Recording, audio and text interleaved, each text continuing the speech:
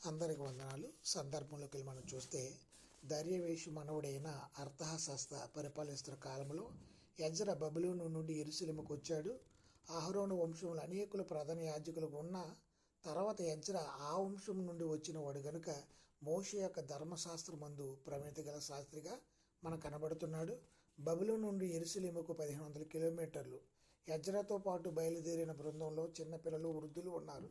అందువలన బబులోను నుండి బయలుదేరి 4 నెలల తర్వాత యెరూషలేము చేరుకున్నారు. ప్రియులారా, దేవుని కరుణాహస్తం ఎజ్రా మీద ఉంది. అందుకు కారణం ఎజ్రా యెహోవా ధర్మశాస్త్రం పరిశోధించి దాని చొప్పున నడుచుకున్నట్టుకును, ఇజ్రాయేలీలకు దాని కట్టడలను విధులను నేర్పించుటకును దృఢ నిశ్చయం చేసుకును. ఎజ్రా ధర్మశాస్త్రం అధ్యయనం చేయడమే కాక దాన్ని అనుసరించడమే కాక దానికి కట్టుబడి ఉన్నాడు. దేవుని ధర్మశాస్త్రం కేవలం అధ్యయనం చేయడమే కాదు, కానీ దాని ప్రకారం హృదయపూర్వకంగా జీవించాలని ధర్మశాస్త్ర